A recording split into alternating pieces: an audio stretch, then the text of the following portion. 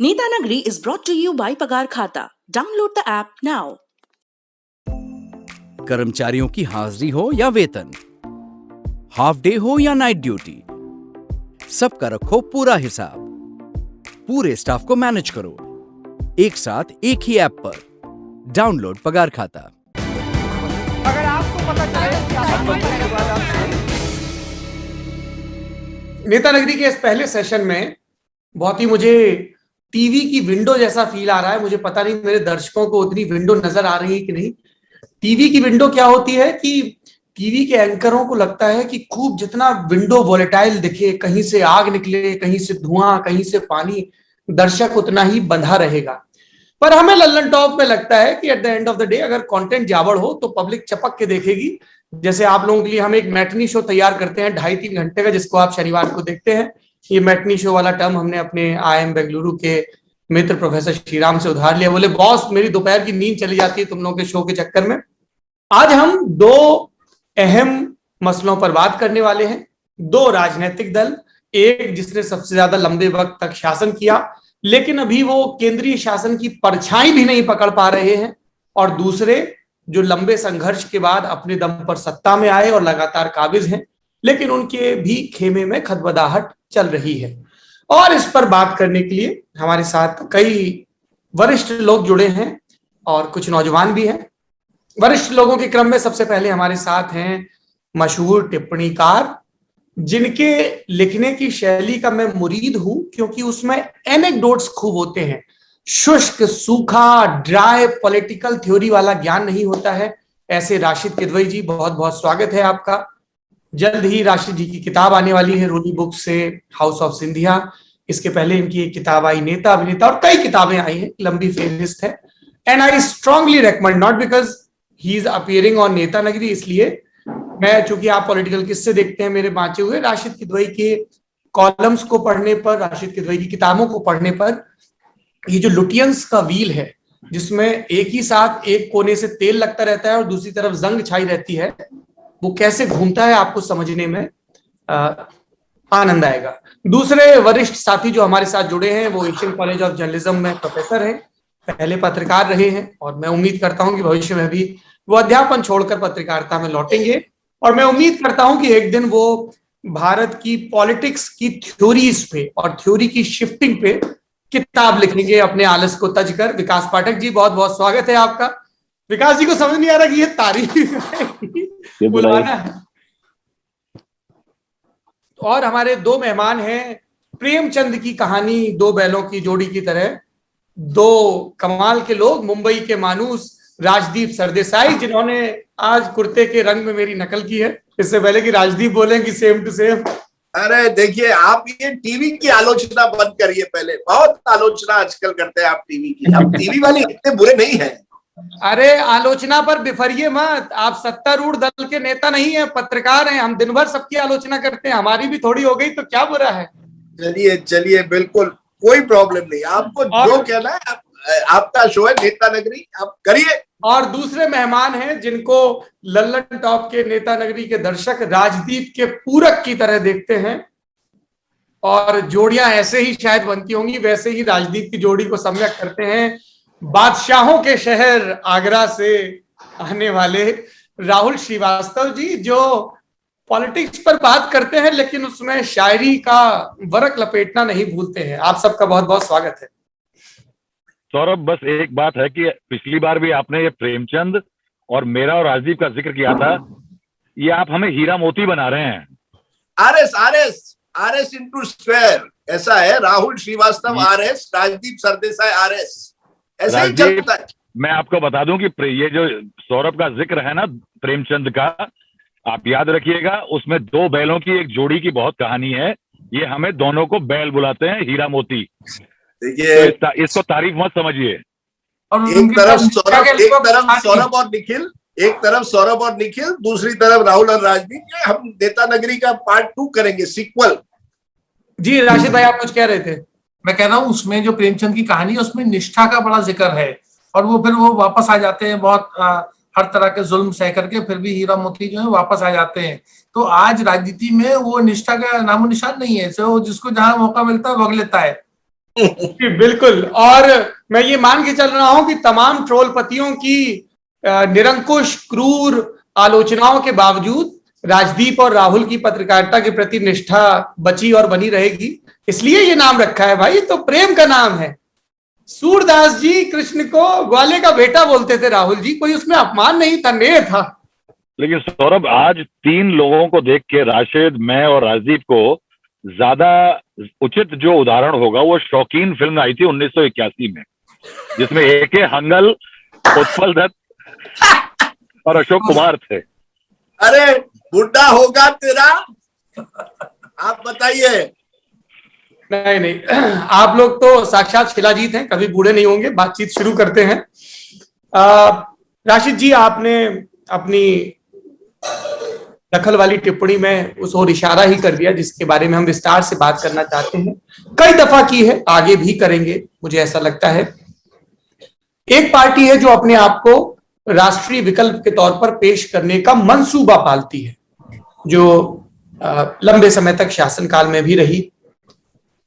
उस पार्टी का हाल बुरा है, मतलब इससे ज्यादा सपाट लहजे से यह बात नहीं कही जा सकती। इसको लेकर खूब बहस हो सकती है कि जितिन प्रसाद गए तो जितिन प्रसाद का कद क्या था। जब धौरहरा में 2014 के नतीजे आए तो वो चौथे नंबर पर थे, 16% उन्होंने वोट पाया था, जबकि सिटिंग सांसद थे। 2017 में विधानसभा हारते हैं, 19 हारते हैं। लखनऊ से लड़वाए जा रहे थे, धौरहरा लौटते हैं। बंगाल प्रभारी बनाए जाते हैं। इसका एक दूसरा पहलू भी है कि अगर ये सारे नेता इतने जमानत जब्त करवाने वाले थे तो इन्हीं के भरोसे क्यों राहुल गांधी की पॉलिटिक्स चल रही थी? क्यों आप ऐसे नेताओं को दम दे रहे हो? क्योंकि ज्योतिरादित्य सिंधिया भी 2019 हारे, राहुल गांधी भी 2019 हारे। तो ये सारी थ्योरी चल रही है। लेकिन एक जो कांग्रेस का बड़ा संकट दिख रहा है, सचिन पायलट का धैर्य का सूचकांक कितना ऊपर जा सकता है, इसका इंतजार हो रहा है। अशोक गहलोत लगातार इग्नोर कर रहे हैं, दिल्ली दरबार से लगातार दिलासा मिल रही है। बीच बीच में विधायक कभी बयान देते हैं, कभी इस्तीफा देते हैं, कमेटियां भेजी जाती हैं। नवजोत सिंह सिद्धू और बाजवा समेत, प्रताप सिंह बाजवा समेत तमाम लोग वहां कैप्टन अमरिंदर के खिलाफ मोर्चेबंदी किए हुए हैं। कभी हार्दिक पटेल के मोर्चे से खबर आती है कि वो कांग्रेस से इतर अपनी पहचान पुश कर रहे हैं, जबकि कार्यवाहक अध्यक्ष बनवाए गए हैं। कभी खबर आती है महाराष्ट्र से कि सब कुछ ठीक नहीं चल रहा है, उत्तर प्रदेश और बिहार को लेकर कुछ होता नहीं है। आप ही का कॉलम में पढ़ रहा था कि आरपीएन सिंह भी नाराज बताए जा रहे हैं, और आरपीएन सिंह की नाराजगी के साथ झारखंड की सरकार की सेहत भी जुड़ी हुई है। तो ये सारी बातें आ रही हैं लगातार। जिस बंगाल में वो दूसरे नंबर पर थे पिछले विधानसभा चुनाव में, इस बार वो 0 पर पहुंच गए हैं। समस्या है क्या कांग्रेस के साथ? नेता आ रहे हैं, नेता जा रहे हैं, G23 पे कोई बात नहीं हो रही है, सब लोग फॉल इन लाइन हो जाते हैं गांधी परिवार के नाम पर। क्या है मसला? देखिए, मसला बिल्कुल साफ है। कांग्रेस को एक जीत की संजीवनी चाहिए है और वो जीत उन्हें हासिल नहीं हो रही है। जिस दिन कांग्रेस जीतने लगेगी, आप देखिएगा राहुल गांधी के प्रति या प्रियंका गांधी के प्रति लोगों का नजरिया बदल जाएगा, और लोगों से मतलब उसमें पत्रकार हो या समाज के दूसरे वर्ग हो, वो बदल जाएगा। देखिए, जब 77 में इंदिरा गांधी बुरी तरीके से परास्त हुई थी तो करीब 2/3 कांग्रेस जो थी वो छोड़ के उनको चली गई थी। वो दूसरी बात है कि इंदिरा गांधी ने 1980 में कम बैक किया, वापसी की। अब की 14 और 19 की एक बहुत ही बुरी हार, 77 से कई गुना बुरी हार के बावजूद गिने चुने लोगों को छोड़ के कोई पार्टी छोड़ के गया नहीं। तो पार्टी में बहुत से ऐसे नाकाम और जो हताश लोगों का एक पूरा जमावड़ा जमा हुआ है, और वो जो है उन्हें अपनी खींच उतारनी होती है। दिलचस्प बात यह है कि चाहे वो ज्योतिरादित्य सिंधिया हो, चाहे वो जितिन प्रसाद हो, उनकी खींच नरेंद्र मोदी से या भाजपा से नहीं है जिसने उनको हराया। उनकी खींच राहुल गांधी से है कि हम राहुल गांधी की वजह से हार गए। राहुल गांधी खुद भी हारे, लेकिन उनकी तमाम जो कसक तड़ाक तकलीफ जो है वो तमाम उसका जिम्मेदार वो राहुल गांधी को समझते हैं, और क्योंकि साथ ही रहे हैं इसलिए उनकी उनसे ज्यादा अपेक्षा है। उन्हें लगता था कि राहुल गांधी जो है वो सारे जितने कांग्रेस में वरिष्ठ लोग हैं उनको भगा देंगे, जनरेशन चेंज कर देंगे। देखिए, ये लोग जो गए हैं ये कांग्रेस में बहुत कंफर्टेबल थे, इनका भविष्य था, इनको बड़े बड़े पद मिले, जिसका आपने कई चीजों का खुलासा भी किया। लेकिन इनको किस बात पे गए कि कांग्रेस का बुरा हाल हो रहा है। तो कहीं ना कहीं जो राहुल गांधी का अनुभव की जो कमी है, राहुल गांधी की, प्रियंका गांधी की एक तरफ, और ये जितिन प्रसाद और जितने असंतुष्ट लोग हैं या ज्योतिरादित्य सिंधिया, ये उसका एक हमें नजर आता है कि इन लोगों ने कोई बलिदान, त्याग देना, तपस्या करना, मतलब एक संघर्ष करना, उसके ये लोग आदी नहीं है। राहुल मुझसे बेहतर जानते हैं कि लोगों का कैसा किस टाइप का लाइफस्टाइल है, राजदीप जी भी जानते हैं। तो ये उसको कंफर्ट में, इनको दिल्ली में अपने पूरे ठाट बाट चाहिए, और जहां जहां भाजपा इनको मौका दे रही है वो ये जा रहे हैं। मतलब एक तरीके से रिजर्वेशन में जो होता है ट्रेन में, आरएसी में बहुत सारे लोग मौजूद हैं, जिसका टिकट कंफर्म हो जाता है वो चला जाता है। और विकास जी इस बारे में ज्यादा बेहतर बता पाएंगे कि ये देखिए कांग्रेस से लोग जा रहे हैं, ये बहुत ही दुर्भाग्यपूर्ण है, लेकिन भाजपा खुले मतलब गले से उनको ले रहा है। ये भी बहुत बड़ा प्रशिक्षण देश की व्यवस्था के ऊपर बताता है कि ये दून स्कूल, ये वंशवादी, ये तमाम जिनमें ऐप थे, वही ऐबी लोगों को ये गले लगा रहे हैं। जी, मैं ये सवाल इस पे मैं राजदीप, राहुल, मतलब आप चारों लोगों की टिप्पणी चाहूंगा, और निखिल भी अगर कुछ कहना चाहें। जैसे आपने कहा कि इन लोगों को जो कुछ मिला राहुल की वजह से मिला, उनके करीबी थे, सब कुछ थे, और इनका गुस्सा नरेंद्र मोदी के बजाय राहुल गांधी की तरफ है। अगर हम G23 की चिट्ठी देखें, मोइली कमेटी की 2014 के बाद की रिपोर्ट देखें, या उसके एंटनी कमेटी की, माफ करिएगा, एंटनी थे ना जिन्होंने 2014 की हार की रिपोर्ट तैयार की। जी, एंटी कमेटी रिपोर्ट ही वो। इनका ये कहना है, जो ये पब्लिक फोरम कहते हैं कि कुछ करते दिख नहीं रहे हैं, भाई कब तक वेट करें एक्शन में आने के लिए। और दूसरी चीज, एक जो बार बार कभी दबी कभी खुली जबान में बात होती है, राहुल गांधी का ऑफिस और प्रियंका गांधी का ऑफिस, उसको संचालित करने वाले कथित गैर राजनीतिक या वामपंथी पृष्ठभूमि से आने वाले लोग, ये जो नए पॉलिटिकल मैनेजर्स हैं, इनके साथ जो नाराजगी का भाव है उसकी वजह से भी हो रहा है, और रीच आउट नहीं हो पा रहे हैं, कुछ एक्शन नहीं दिख रहा है, प्राथमिकताओं में ये नजर नहीं आ रहे हैं। राहुल जी, क्या अपडेट है आपके पास? गौरव, देखिए सौरभ, एक इसमें मैं कहना चाहूंगा, आइंस्टीन का एक चीज कही थी, that a dilemma can not B resolved by the mind that creates the dilemma. कोई भी संशय वो दिमाग नहीं ठीक कर सकता जो कि उसको पैदा करता है। देखिए हुआ क्या कि अगर आप कह रहे हैं कि ये बहुत ही महत्वाकांक्षी लोग थे, मगर ये डायनेस्ट से सब, इनको काम की आदत नहीं थी, तो इन लोगों को 2004 से लेकर के 2014 के बीच में मंत्री क्यों बनाया गया? क्यों ये बड़े नेताओं के साथ दिखाई दिए? ये आज की क्राइसिस नहीं है कि इनके अंदर काम की मेहनत की मात्रा नहीं है, तब भी इनको रिवॉर्ड की उम्मीद है। साहब, आप रिवॉर्ड करते रहे इन लोगों को, तो ये आर्ग्यूमेंट यहाँ पे फिट नहीं होता है। दूसरी बात, एक वर्ग के नेताओं को कुछ समय पहले लगा, 2019 के चुनाव के बाद की कांग्रेस वर्किंग कमेटी की बैठक देखिए, उसमें राहुल गांधी ने कहा कि कुछ सीनियर नेता ऐसे थे जो कि अपने बाल बच्चों के लिए ज्यादा चिंतित थे, पार्टी के लिए चिंतित नहीं थे। वो इशारा माना गया यूथ ब्रिगेड के लिए, सचिन पायलट हो, जितिन प्रसादा हो, ज्योतिरादित्य सिंधिया हो, अशोक तंवर हो, मिलिंद देवरा हो, कि अब आ गया साहब हमारा समय, राहुल गांधी हमारे लिए मुहिम छेड़ेंगे, यंग टर्क आगे आएंगे, ओल्ड गार्ड पीछे जाएगा। बड़ा अच्छा हुआ साहब, यंग टर्कों ने कहा कि अब हमारा समय आ गया लड़ने के लिए, उन्होंने अपने साफा बांध लिया। 3 जुलाई को राहुल गांधी इस्तीफा दे देते हैं और पीछे हट जाते हैं। हुआ क्या उसका नतीजा?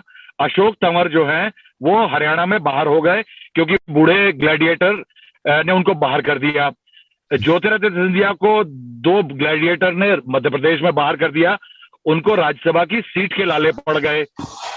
मिलिंद देवरा साइडलाइंड है महाराष्ट्र में, जितिन प्रसाद इधर चले गए। आप देखिए सचिन पायलट की हालत ये है कि 10 महीने से एग्रीमेंट का पोथा लिए बैठे हैं। 38 मिनिस्ट्री हैं इस समय पे गहलोत साहब के पास, 38 पोर्टफोलियो, 10 मंत्रिमंडल की सीटें खाली पड़ी हैं। बोर्ड में जो चेयरमैन ही वगैरह को देने की बात की गई थी, उसमें कुमार विश्वास की पत्नी, सचिन पायलट के नेताओं का कहना है कि कुमार विश्वास वो शख्स हैं जिन्होंने पप्पू टर्म का इजाद किया था। उनकी पत्नी इस समय में Rajasthan state public service commission में अपॉइंटेड है, सचिन के आदमी नहीं है। साहब देखिए क्या है कि ये एक क्रिएशन है राहुल गांधी के माइंड की, डायनेस्टी कांग्रेस का डीएनए है। उसमें डायनेस्ट को आप कहें कि आप एंटाइटलमेंट की एक्सपेक्टेशन ना रखें तो ये नहीं हो सकता। आज भी कांग्रेस उसी एंटाइटलमेंट के तहत इंतजार कर रही है कि राहुल गांधी वापस लौट आएंगे।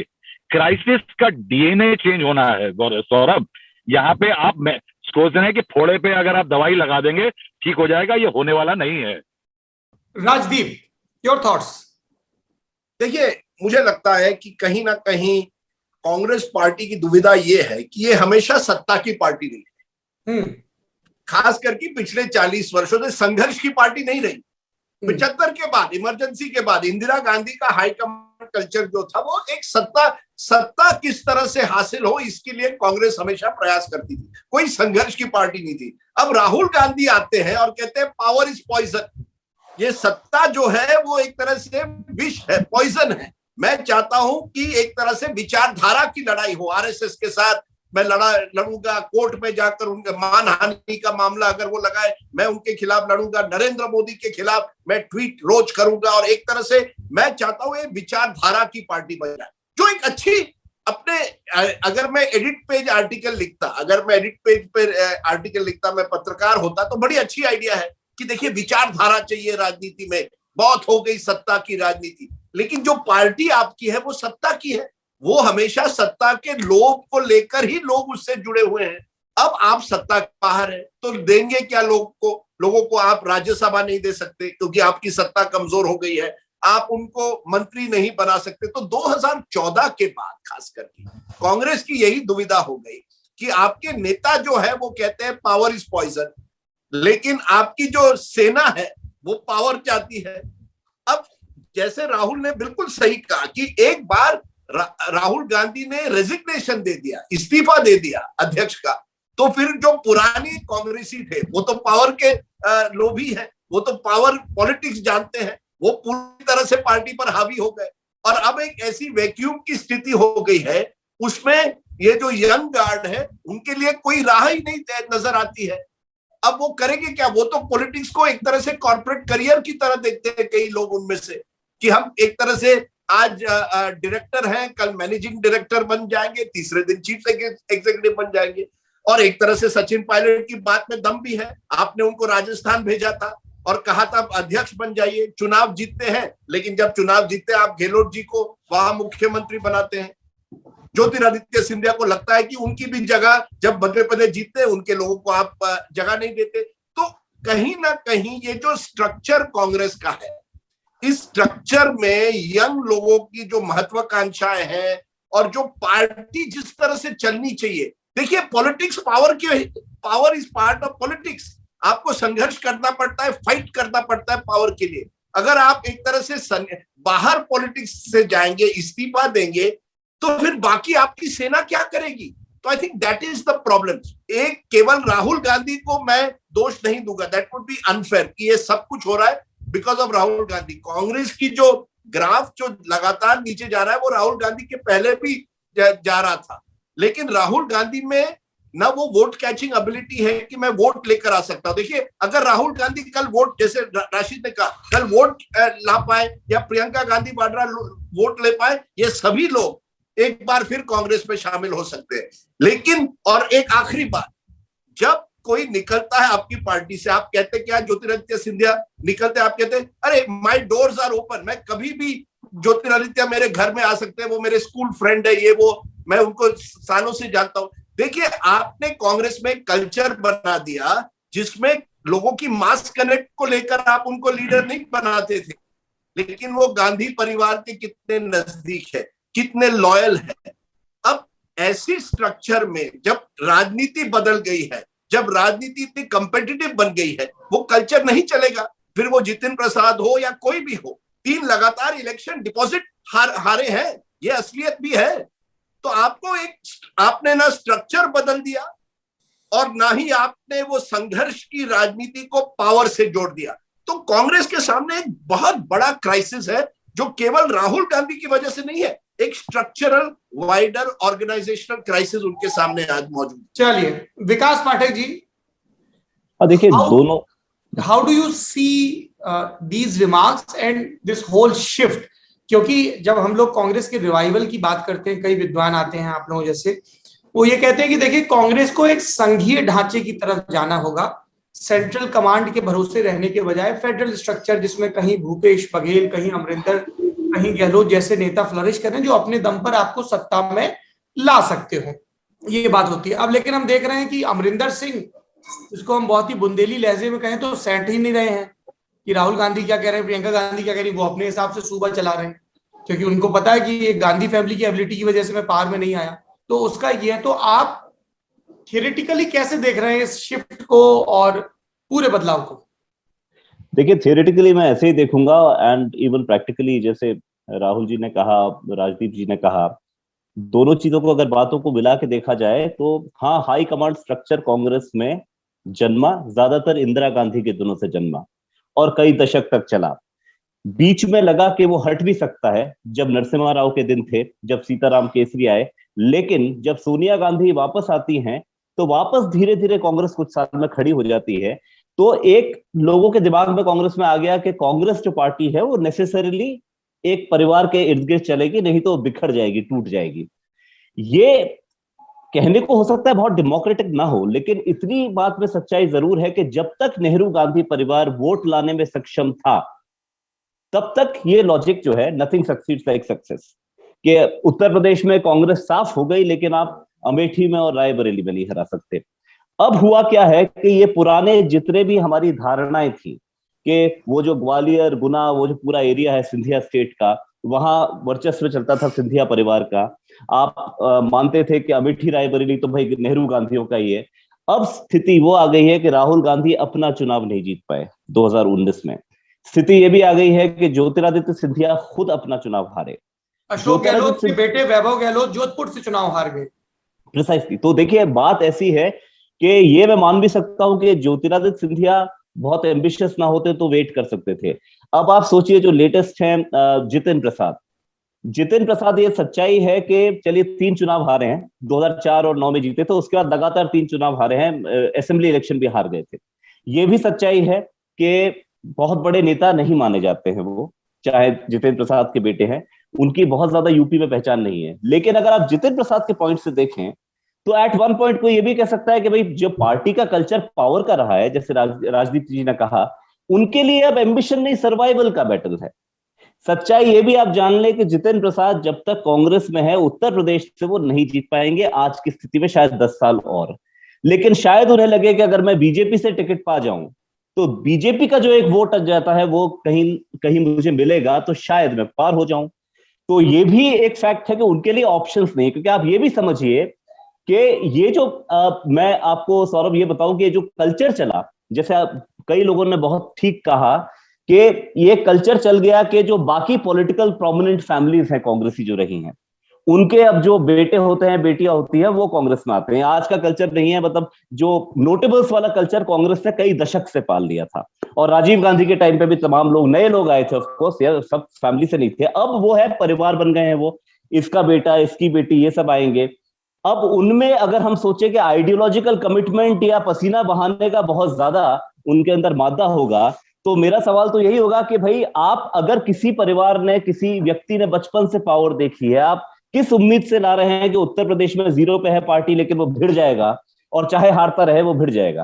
कई बार उसको लगता है कि मुझे भी अपना पॉलिटिकल करियर बचाना है। तो अगर आपको संघर्ष करने वाले लोग चाहिए, ये अजीब सी बात है, आप संघर्ष खोज रहे हैं 7 स्टार होटल में। यदि आपको संघर्ष चाहिए तो आप गांव में जाइए, यदि आपको लग्जरी चाहिए तो आप 7 स्टार होटल जाइए।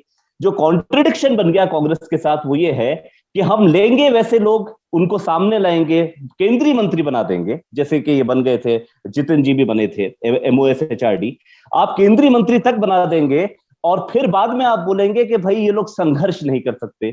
तो यदि आपको संघर्ष चाहिए तो आप ये मॉडल खत्म कीजिए, और अगर आप मॉडल खत्म करेंगे तो राहुल गांधी का कहना कि मैं तो बरकरार रहूं, या वो ये कह भी नहीं रहे, वो तो कंफ्यूजन की बात कर रहे हैं कि पहले वो इस्तीफा देते हैं, कहते हैं मैं नहीं आऊंगा, नेहरू गांधी परिवार का भी कोई व्यक्ति ना आए, उसके बाद स्टेलमेट चलता जा रहा है, अभी भी सोनिया गांधी इन कमांड है, और लोग आज भी अटकलें लगा रहे हैं कि राहुल गांधी अल्टीमेटली आएंगे। तो यदि राहुल गांधी ही आएंगे और अमेठी की हार के बाद भी आएंगे, तो आप ये भी मान के चलिए कि ऐसे 10 यंग नेता कांग्रेस में होंगे जो बोलेंगे कि मुझे मुख्यमंत्री बनाओ, मेरे ज्यादा लोगों को मंत्री बनाओ, नहीं तो मैं चला बीजेपी की तरफ। क्योंकि ये ऐसा कभी सिस्टम नहीं हो सकता कि वो लागू टॉप लेवल पे अलग प्रिंसिपल लागू हो और टॉप लेवल के नीचे अलग प्रिंसिपल लागू हो। ये डेमोक्रेटाइज आप करना चाहते हैं, राहुल जी बोल रहे हैं इतने साल से, लेकिन हेमंत बिस्व शर्मा जब आए राहुल जी से मिलने तो उनको ठीक से ऑडियंस भी नहीं मिला, वो चले गए भाजपा। आज भाजपा पूरी नॉर्थ ईस्ट में काबिज हो चुकी है। वैसे ही आप देखिए कि जगन मोहन रेड्डी के साथ वही किया, वो चाहते थे अपने फादर के सक्सेसर बनना, तो राहुल जी तो अपने फादर के सक्सेसर बनेंगे, लेकिन जगनमोहन रेड्डी नहीं बन सकते।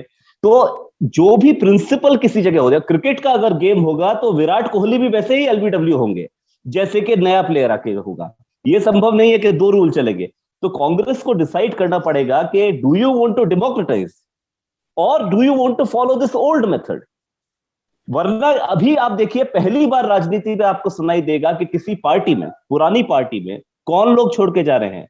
जो पार्टी के नेता के सबसे निकट के लोग छोड़ के जा रहे हैं। ऐसा तो आपने बहुत बार सुना होगा कि भाई सत्ता आ गई राहुल गांधी के हाथ में, दूसरे कोई थे जिनको लग रहा था कि हम प्रेसिडेंट बन जाए, अब उनके हाथ से चली गई तो उनके सब लोग छोड़ के चले गए। यहां जा कौन रहे हैं? कभी राहुल जी बोलते हैं अरे इनको तो मैं इतने दशक से जानता था, ये तो मेरे घर आ सकते थे। When you are losing your own core people one after the other, you lost Jyotiraditya Scindia, you lost Ashok Tawar, you almost lost Sachin Pilot and may yet lose him, साथ में आपने जितिन प्रसाद भी लूज किए। तो आपको ये सवाल accountability वश अपने ऊपर लेना होगा कि ऐसा क्या चल रहा है पार्टी में कि जो मेरे खास लोग, जब मैं बोल रहा था युवाओं को मैं लाऊंगा, वही जा रहे हैं।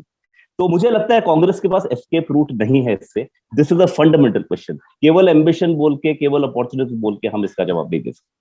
और सौरभ इसमें एक बात ऐड करना चाहूंगा मैं कि अगर आप आज जितेन के जाने पे कहें, देखिए तो मध्य प्रदेश कांग्रेस ट्वीट करती है कि कूड़ा करकट चला गया, क्योंकि आपका एक डिल्यूजन है कि अभी हम हैं। इसको रिवाइंड करिए, इस एटीट्यूड के आगे पीछे वापस जाइए।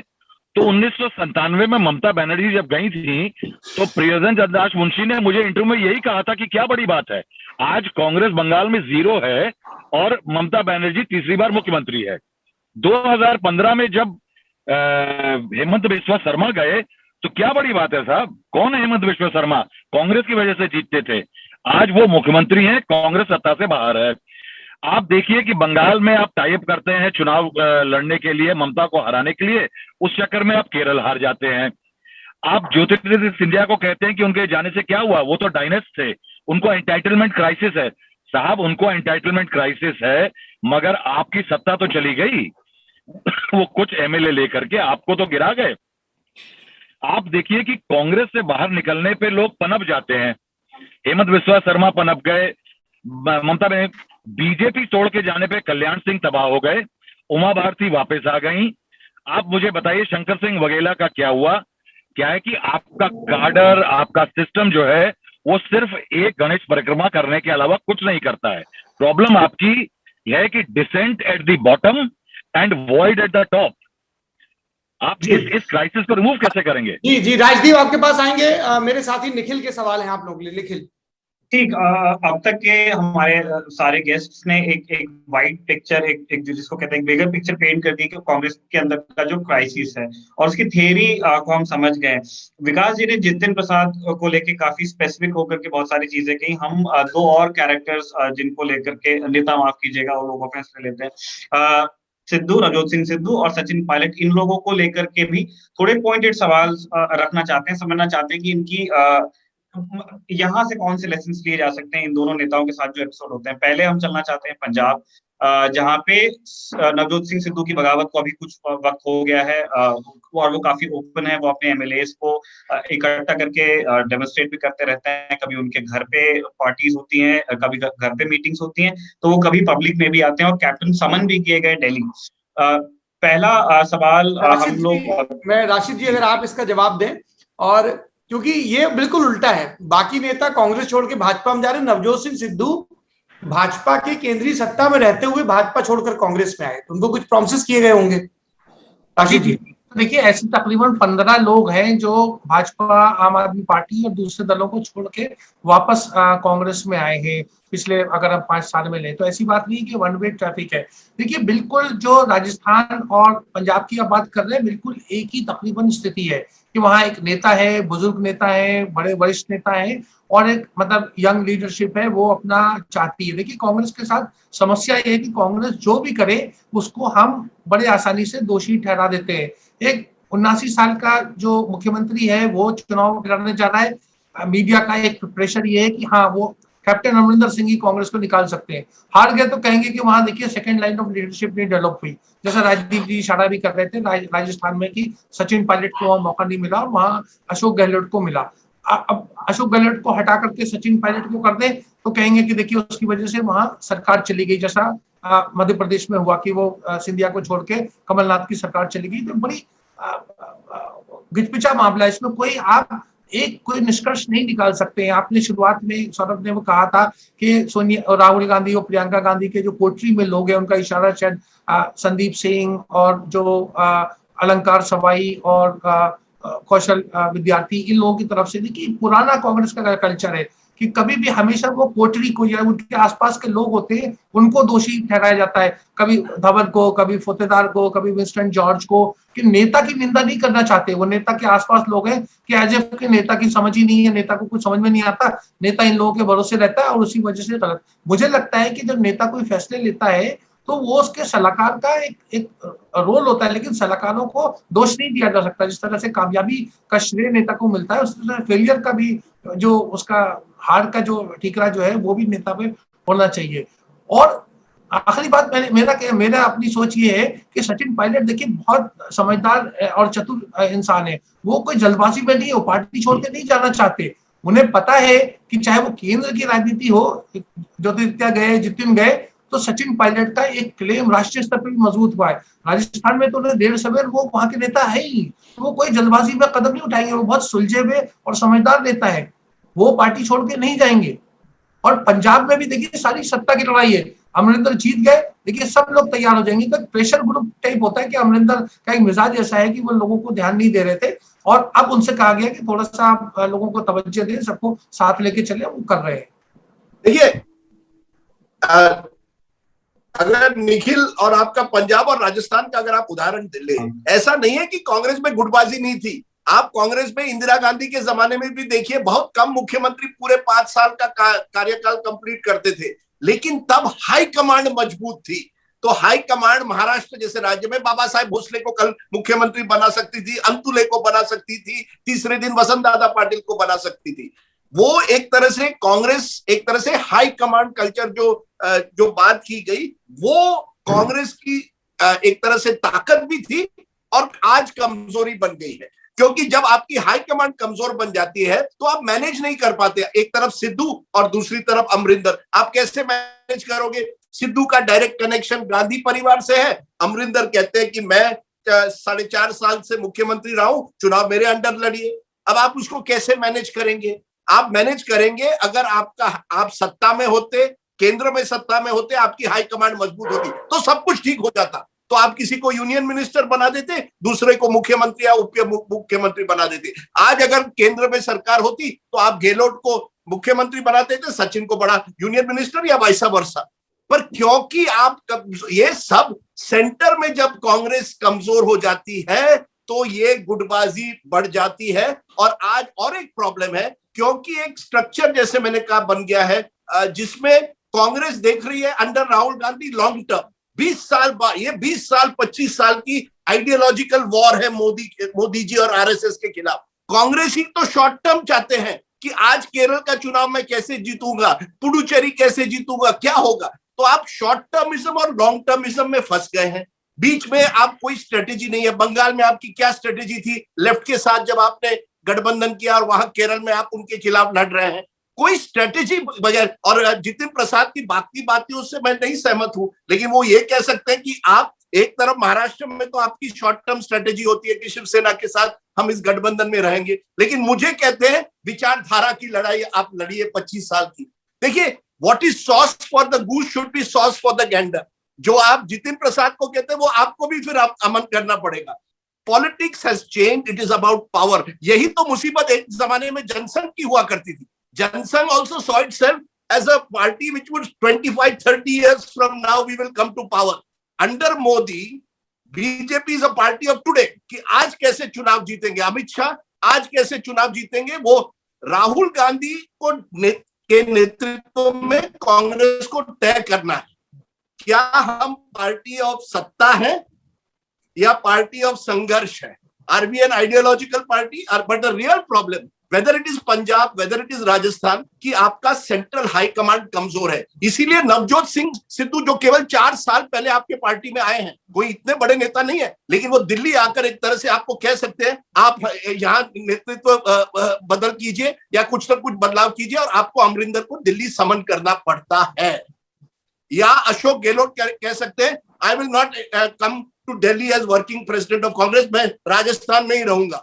सोनिया गांधी ने, मैंने सुना, उनको न्योता दिया था आप दिल्ली आइए और यहाँ वर्किंग प्रेसिडेंट बनिए, उन्होंने कहा नो।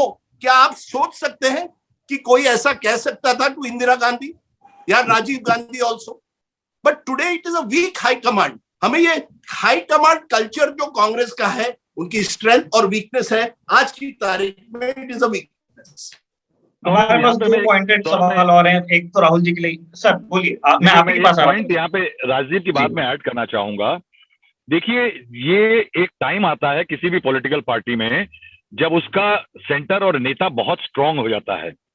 और अगर आप इंदिरा गांधी और के बाद राजीव गांधी का टाइम देखें, जब राजीव गांधी के पास अनप्रेसिडेंटेड मैंडेट था, वो एक समय ऐसा आया था कि मुख्यमंत्री एयरपोर्ट में बर्खास्त हो जाते थे।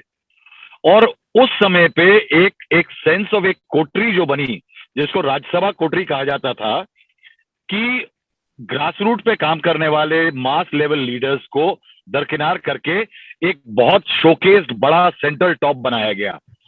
और उसके बाद से क्राइसिस आई कि राज्यों में उनके नेता कमजोर होते गए, राज्य कमजोर हुए। और कांग्रेस की हाईकमांड जो आज कमजोर, वो इसलिए नहीं कि हाईकमांड अकेली कमजोर हो गई, क्योंकि उसके पास रीजनल लेवल पे नेता नहीं है। आप मुझे उड़ीसा में नेता बताइए, आप मुझे कांग्रेस का बंगाल में नेता बताइए, आप मुझे जम्मू एंड कश्मीर में नेता बताइए, महाराष्ट्र में बताइए, कांग्रेस के 5 बड़े राज्यों के नेता बताइए। जब नेता आपके राज्य में नहीं होंगे तो आप सेंटर में बड़े नेता नहीं हो सकते। आज की तारीख में कांग्रेस की हालत यह है जैसे मुगलिया सल्तनत के आखिरी दिनों में बादशाह बहुत कमजोर हो गया था, तो सूबेदार और तमाम लोग मजबूत हो गए थे। और यहां तक कि राजदीप के पुराने जान पहचान के लोग मराठा दिल्ली पे हमला करने लगे थे। नहीं राहुल जी, यही प्रॉब्लम, एक मिनट राजदीप, यही प्रॉब्लम आज की बीजेपी की आने वाले दिनों की है कि आप देखिए कि बीजेपी के तमाम मुख्यमंत्री कमजोर होते जा रहे हैं कि वो बीजेपी को अकेले अपने बलबूते पे चुनाव नहीं जिता सकते। खट्टर साहब हैं, त्रिपुरा के नेता हैं, अभी आपने उत्तराखंड में बदला। ये क्राइसिस वही रेप्लिकेट हो रही है जो कि कांग्रेस ने एक समय पे अपने लिए पैदा की और उसी की मार भुगत रही है।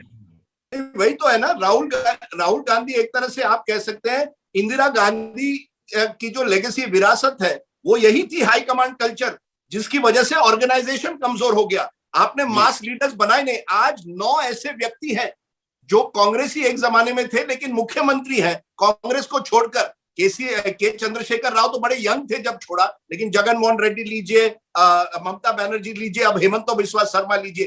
कांग्रेस ने एक तरह से हाई कमांड कल्चर जो इंदिरा गांधी के समय से आता रहा, उसकी वजह से ऑर्गेनाइजेशन दब गया, कमजोर हो गया, एक तरह से अनडेमोक्रेटिक आप कह सकते हो गया, जहां आपने नेताओं को ठोक दिया या because they were close to first family, किसी परिवार के नजदीक थे, इसलिए आपने उनको ज्यादा मौके दिए।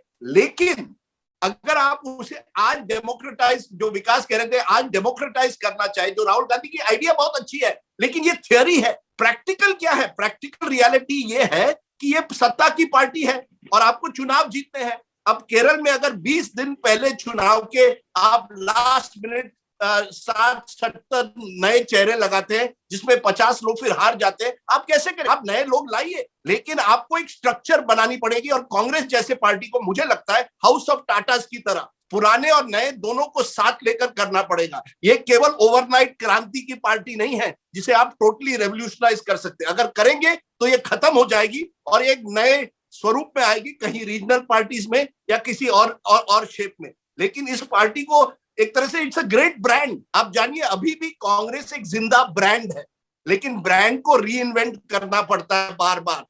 रतन टाटा को, हाउस ऑफ टाटास को एक तरह से री इन्वेंट करना पड़ा। बीच में साइरस मिस्त्री का इंसिडेंट की एपिसोड हुई, लेकिन चंद्रशेखरन जैसे लोगों को आपको एक तरह से आगे करना पड़ा। अगर कांग्रेस अपने रीजनल लीडर्स को आज भी एम्पावर करती है, डीके शिव कुमार हो, भूपेश बाघेल हो, या कल कोई और नेता आ जाए इन राज्यों में, तो कांग्रेस अभी भी खड़ी हो सकती है, लेकिन ये तुरंत ओवरनाइट। राजदीप जी आपको मैं बीच में टोक रहा हूं, राशिद भाई आपके पास ही आऊंगा मैं। मेरा सवाल देखिए ये है, ये सब बातें समझ में आ गई, चलिए कि नेतृत्व की दिक्कत है, फुल टाइम पॉलिटिक्स नहीं है, कौन सा स्ट्रक्चर अपनाएं, किसको आगे किसको पीछे करें।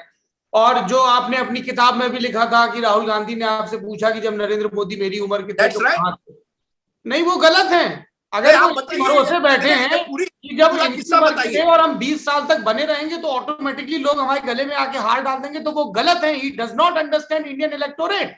मेरा सवाल ये है, आप जाके रैलियों में बोलते हैं मैं आरएसएस की विचारधारा का विरोध करने आया हूं।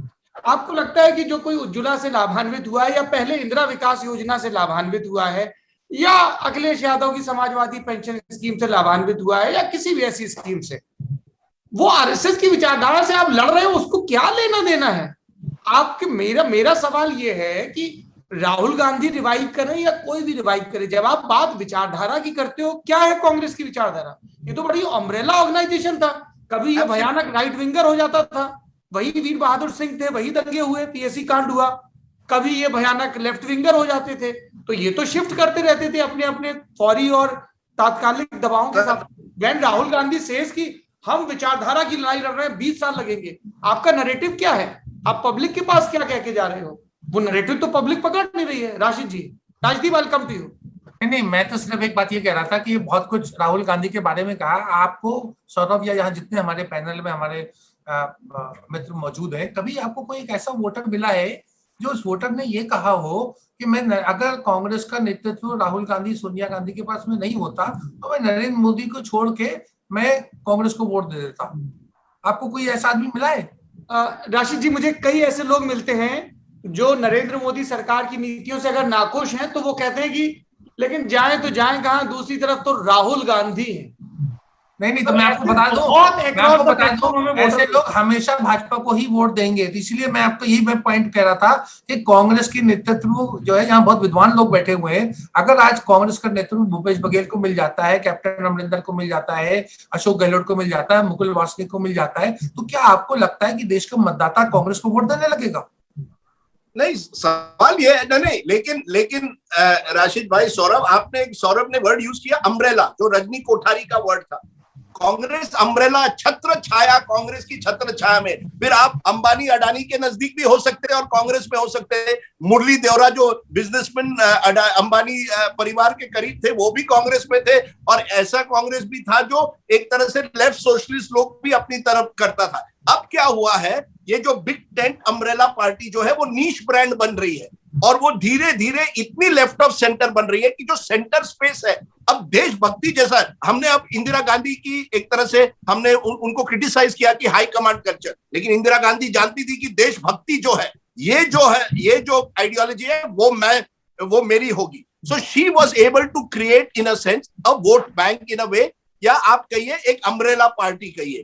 अब वो अम्ब्रेला नहीं रह गई, छत्र छाया में नहीं। अगर आप नरेंद्र मोदी को दिन रात नहीं कोसोगे तो आपको किनारे किया जाता है, और जो दिन रात सोशल मीडिया नरेंद्र मोदी जी को दिन रात कोसते हैं वो उनको आप पद देते हैं, पर उनकी मास कनेक्ट कहाँ है? You need mass leaders who are not built overnight, and these mass leaders have realized, whether Mamata Banerjee, Sharad Pawar, कि हमें कांग्रेस में नंबर 1 जगह तो नहीं मिलने वाली, हम अपना रीजनल ब्रांड बना देते हैं। तो अम्ब्रेला पार्टी जब तक आप नहीं रहते, आप कहीं ना कहीं नीश ब्रांड बन जाते हैं और केवल एक्टिविस्ट जो है। आज कौन कांग्रेस के, let us be honest, Congress का वोट बैंक कौन है? It is a tragedy of this country कि आज कांग्रेस का वोट बैंक कोई एक वोट बैंक भी नहीं रहा। मुस्लिम भी ममता के साथ चले गए बंगाल में, ये हकीकत है। They thought Mamata is in a better position to fight BJP. तो कौन है कांग्रेस का वोटर? आपको वोट चाहिए ना।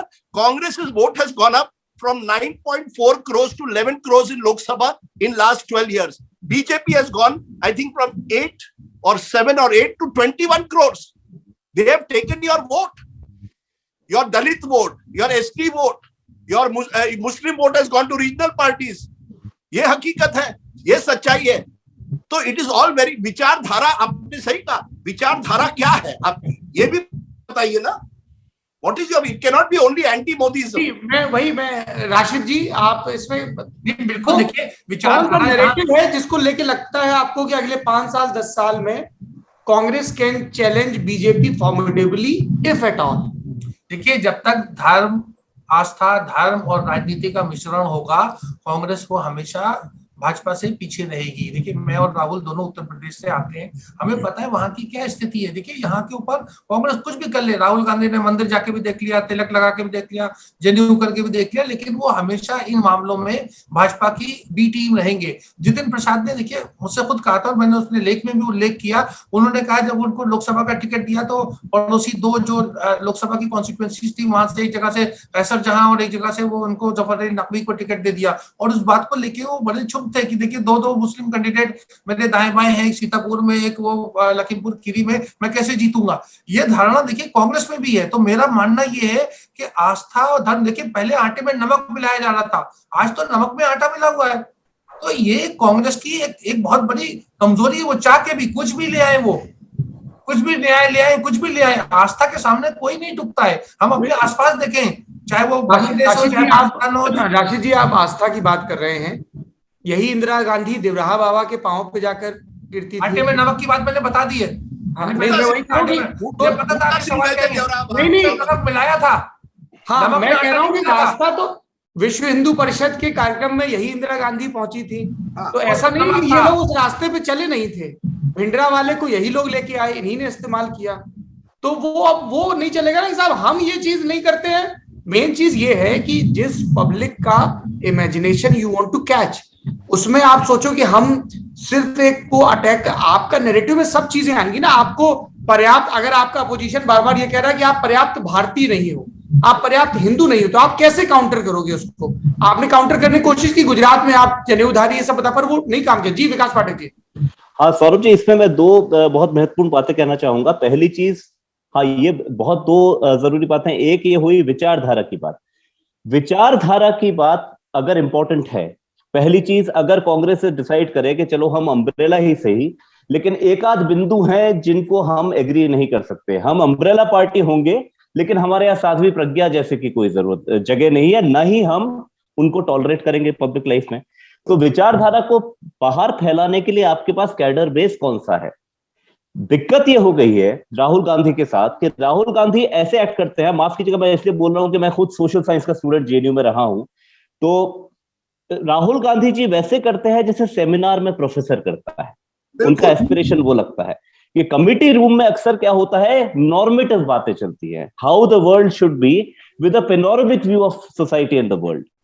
अब ये जो रास्ता है, ये रास्ता कभी किसी राजनेता का हो नहीं सकता। अगर आपको ऐसा करना है, आपको समय मिले, आप एक पुस्तक लिख दीजिए, वो ठीक है, लेकिन अब उनके हिसाब से वैचारिक लड़ाई क्या है? उनके हिसाब से वैचारिक लड़ाई का मतलब हो गया है कि अगर एक तरफ राहुल गांधी को बुला दे, एक तरफ बिठा दे प्रोफेसर इरफान हबीब को, तो इरफान हबीब इनसे 1000 मील आगे दिखाई देंगे उस लड़ाई में, क्योंकि उनको बहुत ज्यादा फैक्ट पता होंगे। राहुल गांधी जी को अभी उतने नहीं पता, लेकिन वो आपका डोमेन नहीं है ना। आपको थोड़ी ना कोई इंटरनेशनल सेमिनार में जाके आरएसएस के ऊपर एक आरएसएस ऑफ फिलोसॉफिकल क्रिटिक, वो तो आपको नहीं करना है ना। आपको क्या करना है कि आपको ग्राउंड लेवल पे जाना है, लोगों से कनेक्ट करना है। क्या आपके पास उसके लिए कैडर है? मैं तो एनएसयूआई, यूथ कांग्रेस तमाम को देख चुका हूं दशकों से। ये वैसे ऑर्गेनाइजेशन बन गए हैं कि जिस दिन कोई नेता आता है, उस दिन सफेद कुर्ते पजामे में लोग जो है जाते हैं। तो ये वैसे संगठन बन गए हैं। आपके पास वो कमिटेड कैडर बेस नहीं है, इसलिए आपको बहुत दिक्कत पड़ रही है वैचारिक लड़ाई में। दूसरी चीज जो एक आध जिक्र आपने भी किया, लेफ्ट से मुझे ऐसा सच कोई प्रॉब्लम नहीं है, लेकिन लेफ्ट ऑफ सेंटर विचार जो है, वो यदि कांग्रेस की तरफ आए, उसका भी पहले हमें इतिहास समझे। जब इंदिरा गांधी को सिंडिकेट से चैलेंज मिला था, तब जाके उन्होंने एक टैक्टिकल लेफ्टवर्ड शिफ्ट किया, जो बहुत टैक्ट है। रामचंद्र गुहा का तो ये कहना है कि टैक्टिकल था, ये आइडियोलॉजिकल नहीं था। तो उसका एक पर्पस था। सोनिया जी ने, जब राहुल जी की ग्रूमिंग हो रही थी, तो ये मुझे पता है कि लेफ्ट के इंटेलेक्चुअल से, या जो लेफ्ट और लिबरल स्पेक्ट्रम के, उनसे इनको काफी ट्रेनिंग के लिए ये मिलते जुलते रहते थे। ट्रेनिंग लेना एक बात है, इन्होंने क्या किया कि वो वर्ल्ड व्यू इम्बाइब कर लिया। कांग्रेस की strength as an umbrella party थी, कांग्रेस मेन स्ट्रीम पार्टी है। जवाहरलाल नेहरू के जमाने में आप देखें तो राष्ट्रवाद का मतलब क्या है, गांधी और नेहरू, और कुछ नहीं। इंदिरा गांधी के मामले में बचपन में हमने देखा है nationalism meant Indira Gandhi for good or for bad. It may have had negative consequences. Punjab में टेररिज्म आई, लेकिन नेशनलिज्म का मतलब मेन स्ट्रीम थॉट मतलब Indira Gandhi, main stream thought मतलब राजीव गांधी, हमें देखना है हम देखेंगे, वो तमाम उनके भाषण। ये कैसे हो गया कि कांग्रेस मेन स्ट्रीम छोड़ गई? राहुल जी के भाषणों पर मैं पहले भी सरप्राइज हो जाता था जब वो 2 इंडियाज की बात करते थे, जब यूपीए पावर में थी, बीजेपी के पास 116 सीटें थी, वो बोलते हैं 2 भारत हैं। अरे 2 भारत हैं एक लेफ्ट विंग आइडिया हो सकता है, 2 भारत है मेधा पाटकर बोल सकती हैं, एक वो भारत जो डिस्प्लेस हो रहा है, एक वो भारत जो पूंजीपति है। क्या जिसकी पार्टी ने 70 में से उससे पहले 60 साल राज किया देश पे, can you afford to say 2 Indias? Because that means you are the author of the 2 Indias. So first of all, one has to understand Rahul Gandhi cannot have the selective amnesia. Rahul Gandhi is not the leader of some rebel left movement. He is the leader of a party that till date after independence has ruled or been in power there, for more time than any other party, including the BJP. तो आप main stream की पहले debate में तो आए, आप राष्ट्रवाद की डिबेट में आए, मेन स्ट्रीम डिबेट्स में आए, वो चीज कांग्रेस नहीं ला पा रही है। और जो लेफ्ट के इनके जो सलाहकार हैं, कोई क्यों बताइए एनएसयूआई का एक्टिविस्ट बनेगा या यूथ कांग्रेस का? पहले तो कैडर बेस बहुत ज्यादा है नहीं, कोई बन भी गया तो आप 10 वर्ष बाद क्या करेंगे पता चलेगा। लेटरल एंट्री मान के मार के कोई आएगा जो बोलेगा कि लेनिन ने फला वॉल्यूम ने ये कहा है, एल्थुसर ने एक बार ये आर्ग्यू किया था। This is not an academic debate, mister Rahul Gandhi should understand. और मैं बहुत सरप्राइज हो जाता हूं कि जिस टाइम पे उनको इलेक्शंस में ध्यान देना चाहिए था, पैंडेमिक के पूरे क्रिटिक पे ध्यान देना चाहिए था, वो कभी अभिजीत बैनर्जी से इंटरव्यू कर रहे थे, कभी वो इंटरव्यू कर रहे थे किसी और प्रोफेसर से। We have to understand that Rahul Gandhi is not either Saurabh Dwivedi or Rajdeep Sardesai. His role in society is not an engagement with an economist, and that too a public one. अगर करना है आप पर्सनल मीटिंग कीजिए, उनसे कुछ वो लीजिए, बिंदु लीजिए और ग्राउंड पे जाके इंप्लीमेंट कीजिए. तो जब तक ये राहुल गांधी जो है इसको ट्रैक पे नहीं लाएंगे, पहली चीज आप बुद्धिजीवी नहीं है, आप प्रोफेसर नहीं है, आप एक राजनेता हैं. बुद्धिजीवियों से आप इनपुट्स देंगे, लेकिन आपका प्राइम काम है विचारधारा यदि है या अम्ब्रेला यदि है, उसका प्रसार करना ग्राउंड पे.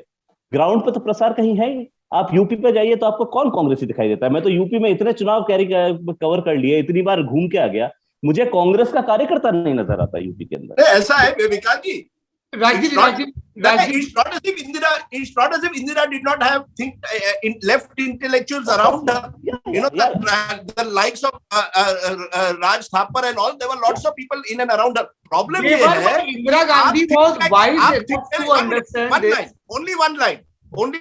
आप think tank नहीं रह सकते. Just to take forward what Vikas, you cannot be a South Delhi libertarian think tank or a left leaning think tank. You have to be a full time political party taking tough decision. किसको बनाना है, कैसे आप conflict manage करोगे, ये आपका role है.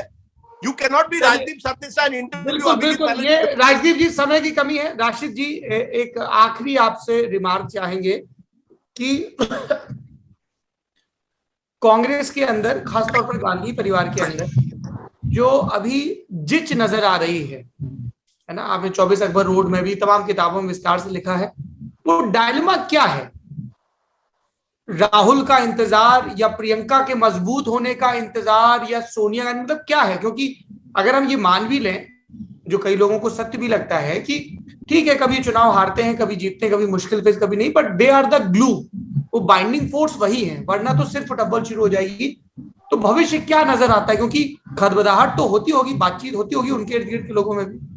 कि राहुल गांधी और सोनिया गांधी मतलब एक बेटे और माँ का रिश्ता है, लेकिन राजनीतिक सोच और चिंतन और काम करने का तरीका या प्रियंका गांधी बहुत अलग है.